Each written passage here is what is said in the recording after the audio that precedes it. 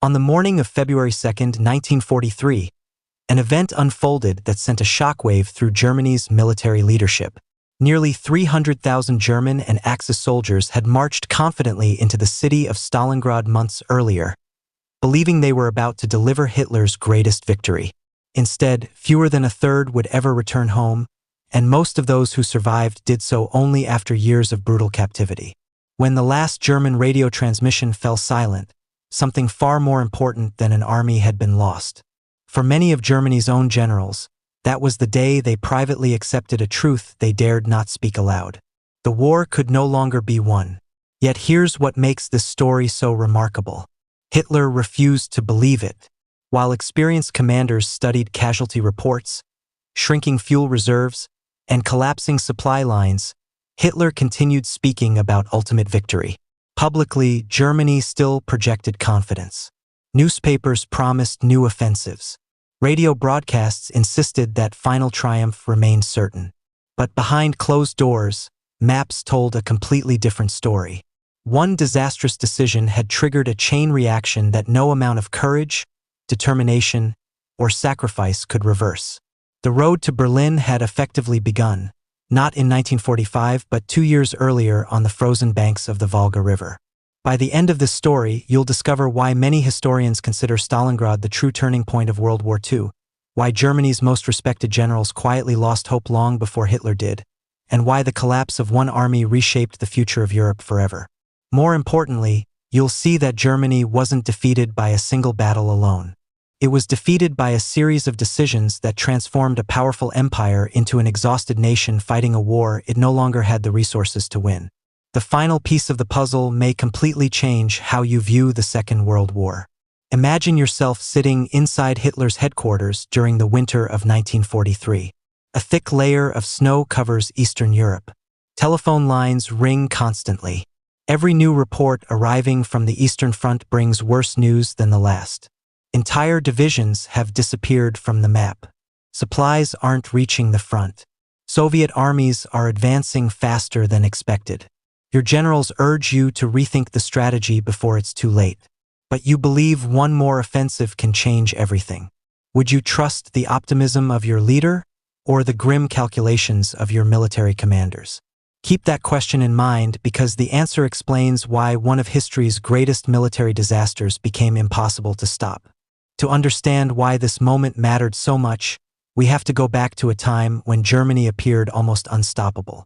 In 1939, Hitler launched his invasion of Poland, introducing the world to a terrifying new style of warfare.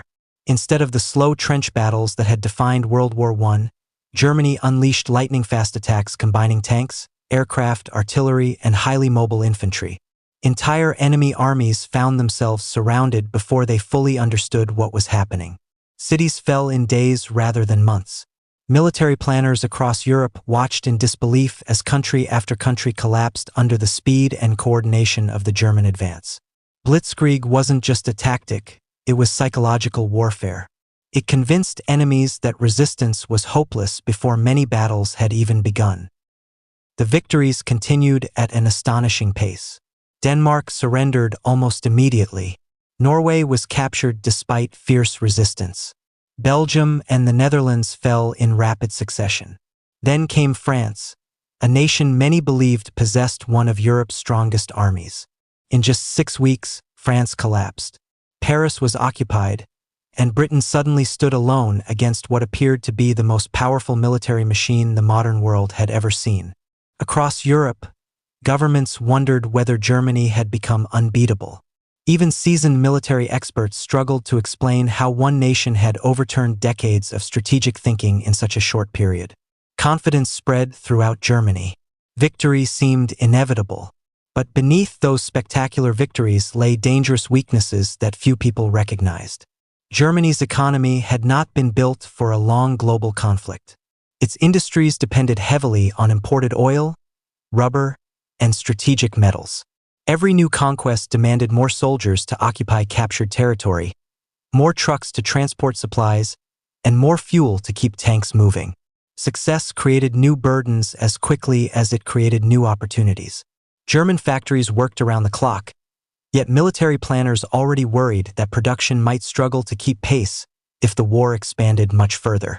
Few outside the highest levels of command understood how fragile the system really was. Appearances can deceive. Then came the decision that many historians consider Hitler's greatest gamble. On June 22, 1941, more than 3 million German soldiers crossed into the Soviet Union as part of Operation Barbarossa, the largest land invasion in human history. Hitler believed the Soviet state would collapse within a matter of months. Intelligence reports claimed the Red Army was weak after years of Stalin's political purges. German commanders expected to destroy Soviet forces near the border, capture Moscow before winter, and force the Soviet government into surrender. It sounded like another lightning campaign similar to Poland and France. But the Soviet Union wasn't France. It possessed vast distances, enormous manpower, and industries capable of relocating thousands of factories far beyond Germany's reach. Hitler had underestimated not only his enemy's strength but also its ability to recover. At first, everything seemed to support Hitler's confidence. German armored divisions advanced hundreds of miles in only a few weeks. Entire Soviet armies were encircled. Hundreds of thousands of prisoners surrendered. German newspapers celebrated what appeared to be another unstoppable campaign. Some commanders even believed the war in the east might end before the first snowfall. But every mile deeper into Soviet territory stretched German supply lines farther than ever before. Railways used different track gauges. Roads dissolved into mud after heavy rains. Trucks broke down constantly. Horses, still responsible for moving much of Germany's equipment, became exhausted from endless marches across enormous distances. The advance remained impressive, but it was becoming increasingly difficult to sustain. Speed alone could no longer solve every problem.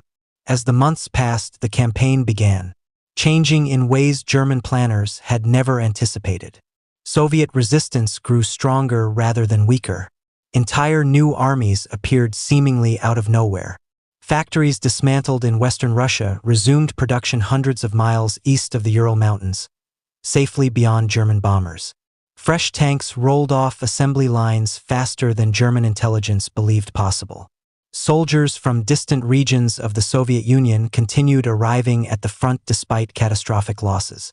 Every victory Germany achieved seemed to produce another battle instead of ending the war. What had begun as a rapid campaign was becoming a grinding conflict of endurance. Germany excelled at short wars. This was becoming something entirely different. By the summer of 1942, Hitler faced a difficult choice. Germany had failed to capture Moscow, yet abandoning the offensive was politically unthinkable. Instead, he shifted his attention south toward the rich oil fields of the Caucasus while also targeting the industrial city of Stalingrad on the Volga River. On paper, the strategy appeared logical. Capturing Soviet oil would cripple the Red Army while providing Germany with desperately needed fuel. Taking Stalingrad would protect the northern flank of that advance and sever a critical transportation route. But there was one enormous problem. Hitler divided his forces between two major objectives separated by hundreds of miles. Rather than concentrating overwhelming strength in one direction, Germany spread its best armies across an enormous front. Experienced generals warned that the plan carried enormous risks. Hitler ignored them. Soon, Stalingrad became far more than another city. It transformed into a symbol. For Stalin, losing a city that carried his name would damage Soviet morale. For Hitler, capturing it became a matter of prestige as much as strategy. Military logic slowly gave way to political pride. German soldiers fought street by street, building by building, often measuring progress in a matter of yards instead of miles. Snipers hid among shattered factories. Artillery reduced entire neighborhoods to rubble, creating even better defensive positions for Soviet troops. Every ruined building became another fortress. Every basement became another battlefield.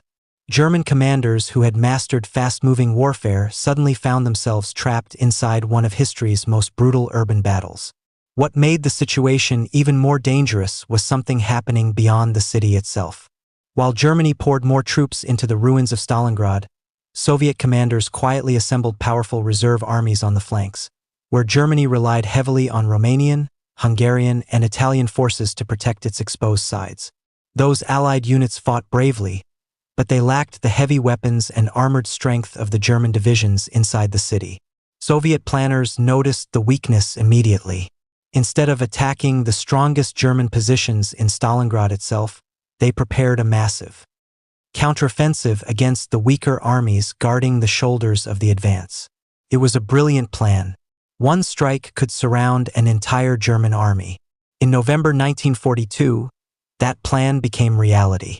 Thousands of Soviet guns opened fire simultaneously across the frozen landscape. Waves of tanks and infantry smashed through the weaker Axis formations guarding the flanks. Within days, Soviet spearheads linked together behind Stalingrad, sealing off General Friedrich Paulus's Sixth Army inside the city. Nearly 250,000 German and Axis soldiers suddenly found themselves trapped in a giant pocket with winter closing in from every direction. The encirclement stunned German headquarters. Yet many commanders still believed there was time to save the army. They urged Hitler to authorize an immediate breakout while fuel and ammunition remained. The order never came. Instead, Hitler commanded the Sixth Army to stay where it was and promised that the Luftwaffe would supply it by air until relief forces arrived. It was a promise that could never be fulfilled. The fate of Germany's finest army had already been sealed.